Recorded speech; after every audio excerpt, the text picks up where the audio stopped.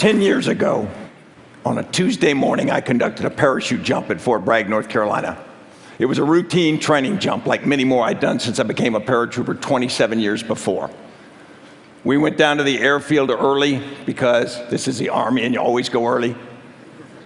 You do some routine refresher training and then you go to put on your parachute. And a buddy helps you and you put on the T-10 parachute and you're very careful how you put the straps, particularly the leg straps because they go between your legs. And then you put on your reserve and then you put on your heavy rucksack and then a jump master comes. And he's an experienced NCO in parachute operations. He checks you out, he grabs your adjusting straps and he tightens everything so that your chest is crushed, your shoulders are crushed down, and of course, he's tightened so your voice goes up a couple octaves as well. Then you sit down and you wait a little while because this is the Army. Then you load the aircraft and then you stand up and you get on and you kind of load lumber to the aircraft like this in a line of people and you sit down on canvas seats on either side of the aircraft and you wait a little bit longer because this is the Air Force teaching the Army how to wait. Then you take off. And it's painful enough now, and I think it's designed this way, it's painful enough so you want to jump. You didn't really want to jump, but you want out. So you get in the aircraft, you're flying along, and at 20 minutes out, these jump masters start giving you commands. They give 20 minutes, that's a time warning. You sit there, okay.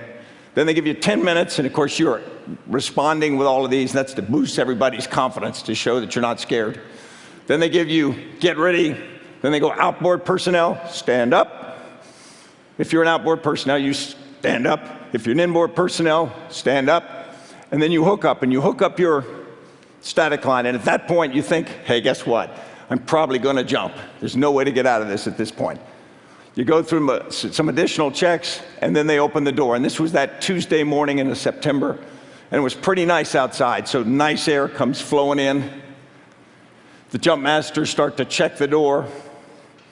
And then when it's time to go, a green light goes, and the jump master goes, go. The first guy goes, and you're just in line, and you just kind of lumber to the door. Jump is a misnomer. You fall. You fall outside the door. You're caught in the slipstream, but the first thing you do is you lock into a tight body position. Head down on your chest, your arms extended, put over your reserve parachute. You do that because 27 years before, an airborne sergeant had taught me to do that. I have no idea whether it makes any difference, but he seemed to make sense. And I wasn't going to test the hypothesis that he'd be wrong. And then you wait for the opening shock for your parachute to open. If you don't get an opening shock, you don't get a parachute, you get a whole new problem set.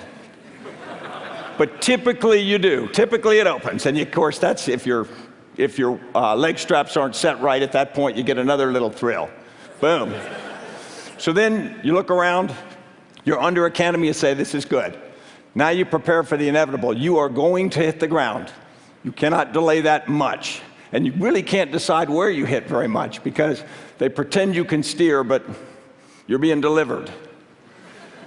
So you look around where you're going to land, you try to make yourself ready, and then as you get close, you lower your rucksack below you on a lowering line so that it's not on you when you land, and you prepare to do a parachute landing fall. Now the Army teaches you to do 5 points of performance.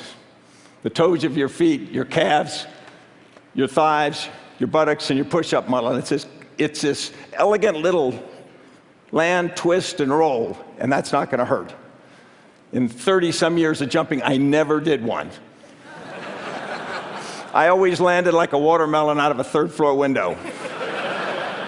And as soon as I hit, the first thing I did is I'd see if I'd broken anything I needed.